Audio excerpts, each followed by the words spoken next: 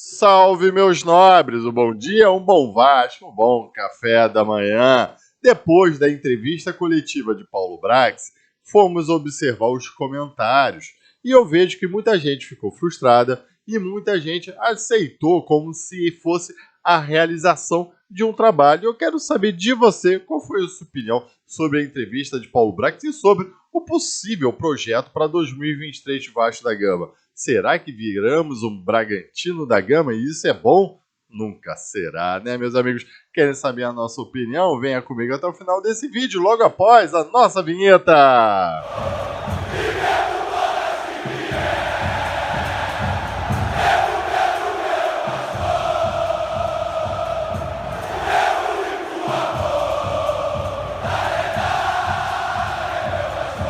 Bom dia, meus nobres, sejam muito bem-vindos ao Marca Vasco. E hoje, homenagem à seleção lusitana que meteu só 6-1 sobre a Suíça.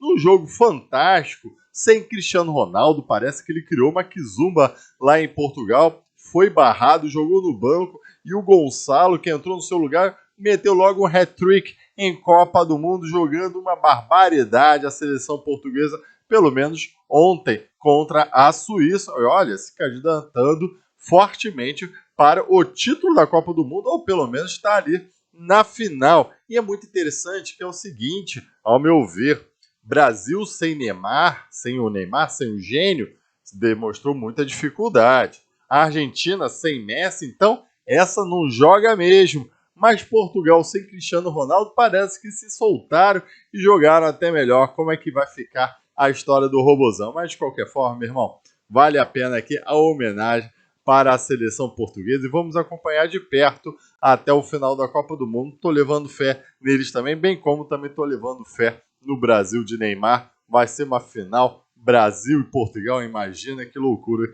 não seria, ou uma final Argentina e Portugal com Cristiano Ronaldo e Messi. Isso é tudo que a FIFA queria para vender até filme depois dessa final. Bem, meus amigos, mas aqui vamos aos pedidos tradicionais. Então, largue o dedo no like para muito nos ajudar. Inscreva-se nesse canal, no Marca Vasco, e aperte o sinetinho para você ficar ciente dos vídeos. 7 horas da manhã, sempre o vídeo com os conteúdos do Vasco da Gama, notícias e a nossa opinião. E aqui vale as pinceladas de notícias. Ontem, na federação, teve mais uma rodada de reunião com os 4 grandes para decidirem como é que vai ficar a distribuição de direito de transmissão. E nessa reunião ficou decidida que vai ter uma nova reunião para decidir sobre o direito de transmissão. Parece que nada ficou decidido nessa rodada. Vamos aguardar as próximas reuniões e ficar muito de olho se o Vasco vai manter firmemente o recebimento de igualdade com o rival. Eu só fiquei numa dúvida que eu não achei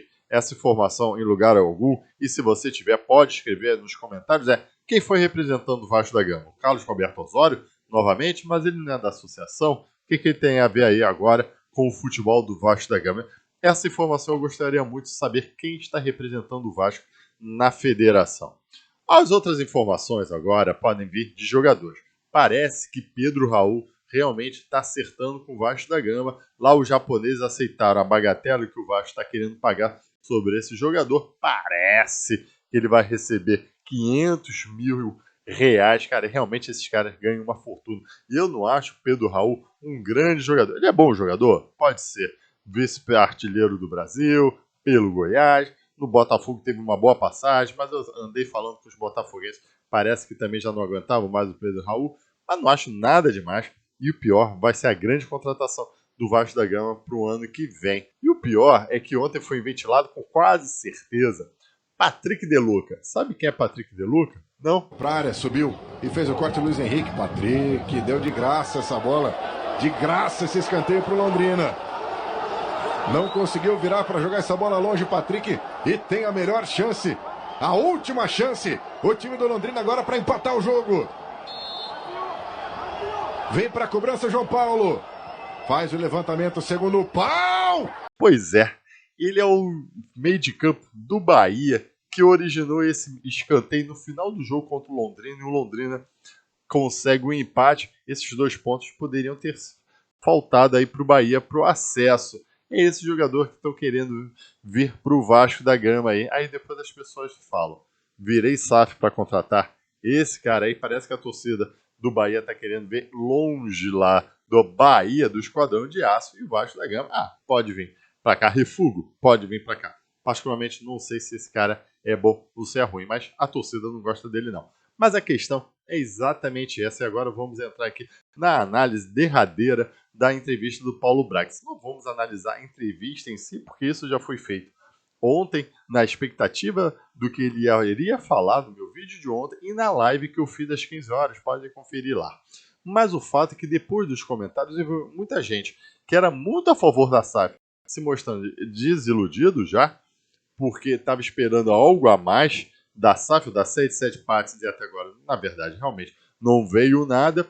Tem aqueles haters de SAF que com certeza não vão aguentar nada que venha da SAF, nem que se contratasse um puta técnico, o pessoal ia estar reclamando. E tem aqueles também passadores de pano.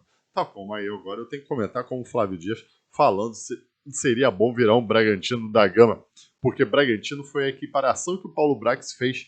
Isso muito me irrita. E é esse ponto que eu, na verdade, está me frustrando demais. É a mentalidade dos executivos do Vasco da Gama. Alexandre Pássaro já tinha falado que o Vasco da Gama poderia se tornar um América Mineiro.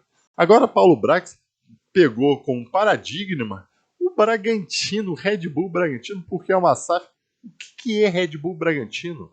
Meu irmão, é isso, por isso que eu estou muito frustrado, é com o discurso que está vindo dessa SAF, e a gente vai aguentar muito mais do mesmo, e a galera está aplaudindo ser o campeão do 10º colocado, né? Muitos youtubers estão escrevendo isso no Twitter. Não, eu aceitei ser campeão do 10º colocado, não sei se eles estão falando sério, se eles estão sendo irônicos, e lógico que eles estão sendo irônicos, mas acho que eles aceitaram mesmo essa ideia do Vasco para lá de mediano. E isso é pegar 124 anos de história, resposta, e rasgar e achar que é comparável ao Bragantino. E a torcida do Vasco que fica falando que é gigante, que é enorme, está aceitando isso numa boa.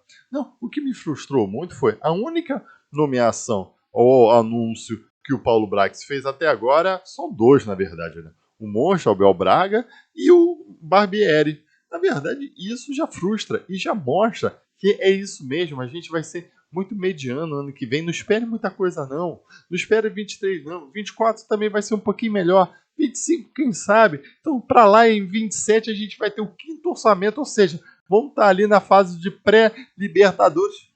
E tá bom. E é essa mentalidade que muito tá me irritando nessa SAF, que está vindo desde o Jô Salgado, quando fala que ficar numa segunda divisão pode ser bom. O John Walsh falou isso, e até agora realmente está sendo muito confirmado para isso. E essa mentalidade também de tudo estar sendo numa gestão profissional, para mim é uma muleta, um pouco de incompetência. Vocês observaram qual é o processo de contratação do Vasco agora? Na verdade, toda a contratação do Vasco tem que passar para os executivos da 7 Partes que estão lá na Europa, não sabem o que está se passando no Vasco da Gama, a não ser algumas mensagens que o Paulo Brax está passando para lá, não sabe qual é o clima do campeonato, não sabe quem são os jogadores, na verdade, mas vão lá para os coaches da 7 Partes e aprovam a contratação. E será que eles estão observando mais o lucro que pode ter sobre esse jogador ou o ganho esportivo que o Vasco vai ter nesse jogador? E é isso que muito me incomoda, e com uma burocracia danada,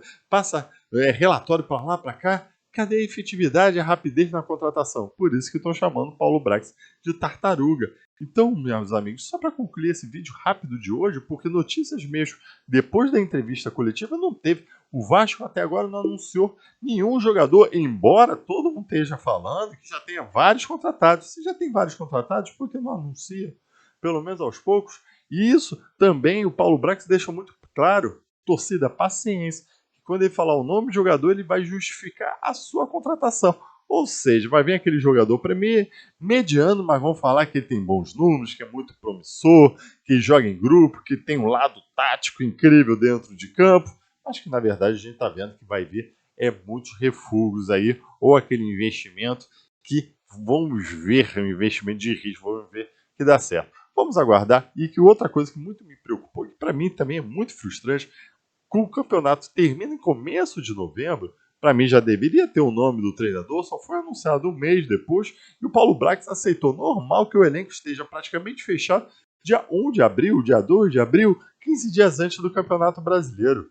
Meu Deus, você vai perder 4 meses aí de preparação e o Vasco da Gama depois reclama que não tem tempo para uma pré-temporada, que monta o time em cima da hora. Olha, é isso que a gente tá vendo. Então acho que, na verdade, é uma realização de uma realidade dentro do Vasco da Gama que vão transformá-lo ele no meio de tabela até você preparar toda a estrutura e não deixa de ser uma frustração, porque não nos venderam uma expectativa de grandes contratações.